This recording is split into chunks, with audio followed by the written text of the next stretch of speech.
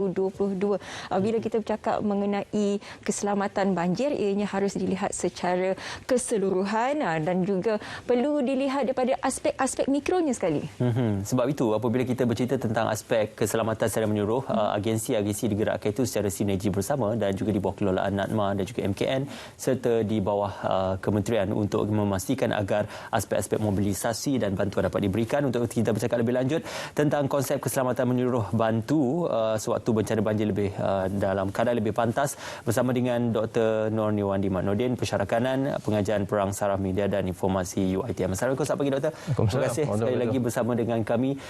Ini dia aspek tentang pasca banjir ini, isu-isu keselamatan dan juga isu-isu memberikan aspek bantuan. Kesegeraan itu adalah satu perkara yang penting dalam bencana. Dalam perihal kesegeraan dan juga mobilisasi kepada bukan saja anggota tetapi juga kepada seluruh komuniti masyarakat, bagaimana doktor memandang isu-isu organisasi, isu-isu koordinasi itu penting dalam mengarahkan ataupun mengerahkan sebarang bentuk bantuan. Jadi kalau kita lihat dalam apa yang berlaku dalam negara kita, dah tentu kita lihat di sosial media semua membicarakan tentang isu banjir. Dan isu banjir ini bukan satu isu yang saya rasa cukup besar diperkatakan oleh banyak pihak. Tapi kalau kita lihat asas pengurusan banjir negara ataupun dalam aspek-aspek bencana ni, dia mempunyai beberapa elemen. Elemen yang pertama adalah tentu elemen berhubungan pencegahan. Bagaimana untuk mencegah banjir itu berlaku. Dan kedua adalah kesiapsiagaan. Bagaimana untuk siaga menghadapi banjir itu. Dan tiga, mekanisme tindak balas setelah banjir itu berlaku. Apakah yang boleh dilakukan. Dan kita sekarang ini berada dalam fasa pemulihan banjir. Dan ini fasa yang berlaku dalam keadaan negara sekarang. Tapi inilah antara struktur-struktur asas yang perlu dipahami dan ia harus merangkumi agensi-agensi pusat, agensi-agensi negeri dan agensi-agensi peringkat daerah, termasuk PBT. Dan dalam aspek banjir yang berlaku dalam negara kita, kita rasa kita harus terbuka. Kita harus terbuka dan menganggap ini sebagai satu proses untuk maju ke depan. Berlakunya kelemahan dan mungkin pengurusan banjir dalam negara yang mengakibatkan berlaku satu perkara. Ia mungkin menyebabkan perubahan cuaca yang tidak jangka, kawasan-kawasan luar jangka, tetapi ini satu aspek yang perlu diberikan penekanan serius. Bagaimana untuk kita melihat balik koordinasi. Dan antara perkara-perkara yang saya rasa yang diperkatakan banyak adalah tindak balas bencana itu berlaku. Tindak balas semasa banjir itu berlaku. Di mana salah satunya aspek yang saya rasa yang perlu diberi penekanan serius, yang juga diperkatakan banyak pihak adalah tentang manual search and rescue, manual operasi menyelamat, mencari dan menyelamat pada keadaan ketika banjir itu berlaku. Khusus di kawasan-kawasan seperti di Pahang dan di Shah Alam. Saya pun termasa yang nyaris terperangkap. Tapi Alhamdulillah kita berjaya keluar dari kawasan banjir sebelum ia berlaku. Tetapi perkara inilah satu perkara yang saya kata perlu diperlihatkan. Bagaimana untuk memperlihatkan kembali koordinasi, bagaimana untuk melihat aspek-aspek keselamatan menyeluruh yang merupakan salah satu asas dalam mekanisme pengurusan bencana di dalam negara. Bila seperti mana Ismail katakan tadi, bila kita nak menyampaikan satu bantuan perlu disegerakan, terutamanya dalam situasi sebegini yang tiba-tiba sahaja berlaku. Jadi muncullah bila orang berkata mengenai lambat disebabkan oleh birokrasi. Tetapi kita perlu memahami sebenarnya birokrasi itu juga penting supaya untuk kualitinya sampai. Lepas tu kita perlu menjaga keselamatan anggota-anggota keselamatan kita. Bagaimana perlu rakyat melihat daripada sudut pandang ini? Dalam konsep yang diperkenalkan oleh Majlis Keselamatan Negara, iaitu konsep keselamatan menyeluruh, yang letakkan bawah dasar keselamatan negara. Di bawah Majlis Keselamatan Negara digariskan konsep keselamatan menyeluruh. Dan antara teras utama yang perlu diperhatikan adalah keselamatan rakyat. Dan apabila kita bercakap tentang keselamatan rakyat, ia memerlukan tindak balas kerjasama di antara struktur asas secara menyeluruh, agensi kerajaan dan juga struktur lapisan masyarakat. Jadi sini saya rasa pentingnya satu elemen koordinasi. Dan saya juga menulis bercakap tentang sistem amar awal. Kita mempunyai satu teras keselamatan rakyat yang berdasarkan dasar keselamatan negara. Nilai teras utama keselamatan menyeluruh. Segala struktur operasi yang mempunyai kerajaan dengan lapisan masyarakat. Kita mempunyai pusat ibadah, kita mempunyai masjid, surau dan pusat ibadah. Sistem pembesar suara ada. Siren itu boleh diperkenalkan kembali kepada masyarakat.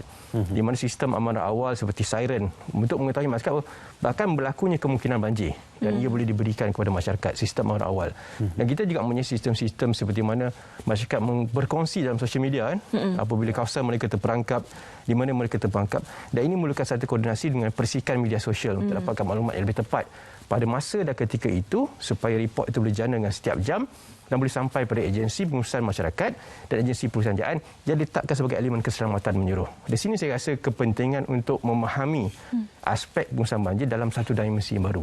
Dan tentu kita kena ada pusat kawalan operasi bencana, pos kawalan bencana yang diwujudkan dalam elemen struktur kesiapsiagaan menghadapi pengurusan banjir, tetapi elemen keselamatan menyeluruh ini perlu dipahami oleh lapisan masyarakat. Dan kita ada stesen minyak yang saya rasa cukup banyak. Dan saya rasa dengan apa yang berlaku di dalam banjir ini, satu hikmah yang saya rasa cukup menarik adalah pembabbitan masyarakat sepenuhnya.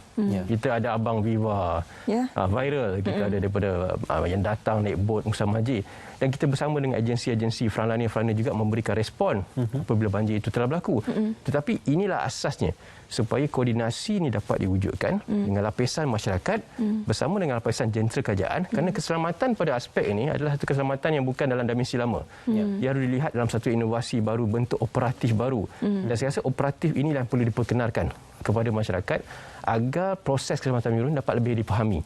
Bagaimana untuk mewujudkan satu jaringan kerjasama yang menarik di antara agensi-agensi kerajaan dan agensi lapisan masyarakat yang saya rasa bersedia untuk turun membantu di kawasan lapangan. Cuma bagaimana untuk mewujudkan manual ini, bagaimana untuk merealisasi keadaan ini, dan akhirnya boleh dilakukan. Dan saya rasa dengan sistem kita ada sistem kawalan keselamatan.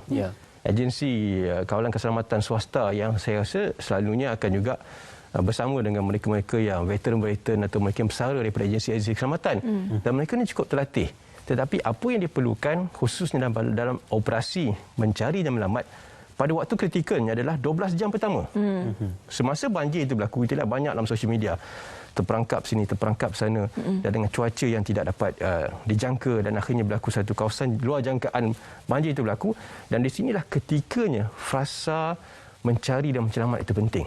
Dan di sini saya rasa dengan kerjasama struktur lapisan masyarakat, dengan kerjasama lapisan dengan kerajaan, dan manual itu dirancang dan mungkin kita boleh membangunkan satu aspek berkepentingan masyarakat sepenuhnya, khususnya dalam fasa kritikal 12 jam pertama. Kita belum cakap tentang isu respon awal, tentang amaran daripada meteorologi, bagaimana respon masyarakat.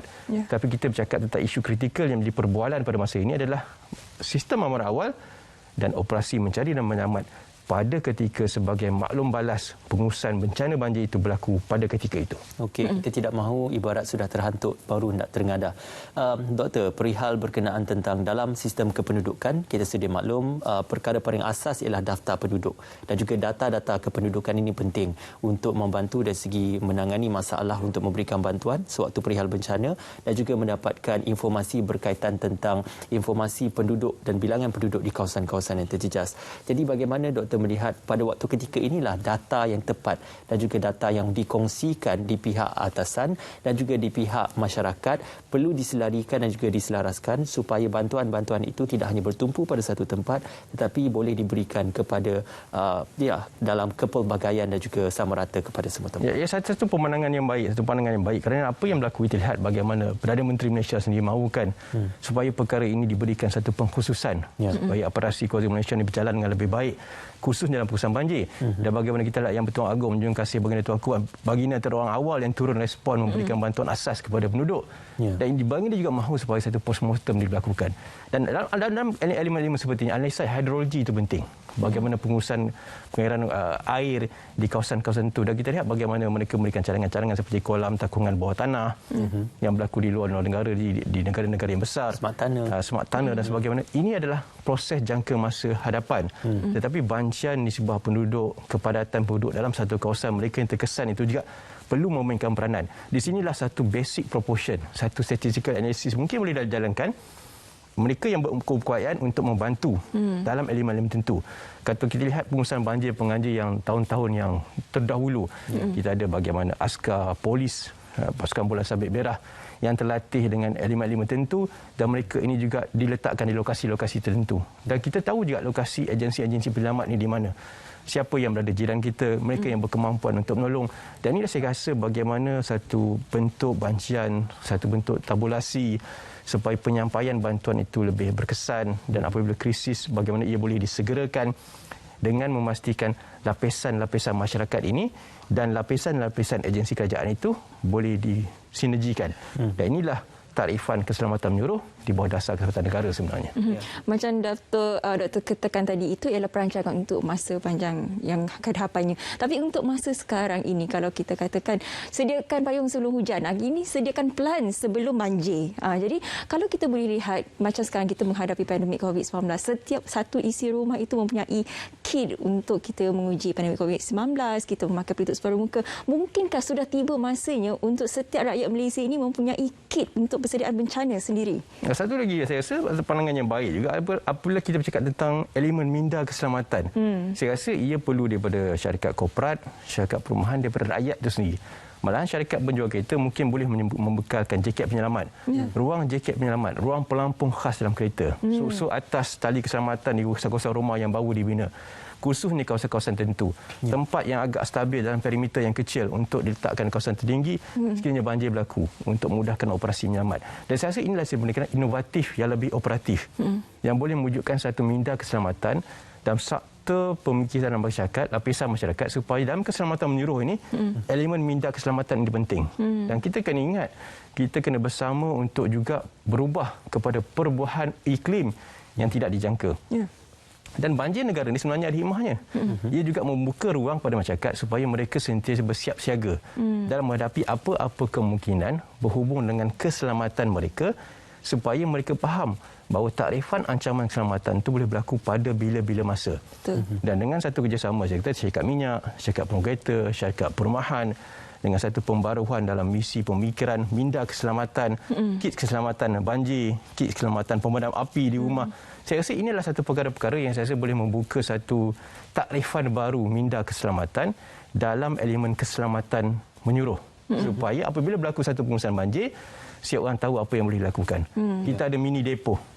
Letakkan jaket keselamatan, bot-bot keselamatan, dan mereka yang berkeupayaan mungkin boleh bekerjasama dengan agensi-agensi tertentu dengan cepat dan pantas untuk melakukan operasi menyelamat awal. Mereka punya jaket keselamatan dalam kereta. Betul. Saya pun dah simpan 2 dalam kereta sekarang ni. Saya pun dah beli. Satu untuk diri sendiri, satu untuk kemungkinan untuk membantu orang. Betul. Dan ini adalah satu asas dalam membentuk minda keselamatan. Dan sekiranya minda keselamatan ini diperkenalkan pada masyarakat, apakah takrifan minda keselamatan asas? Adalah keupayaan untuk menjangka sesuatu perkara yang boleh mengancam diri sendiri dan keselamatan negara ditangani secara bersama. Itu takrifan asas.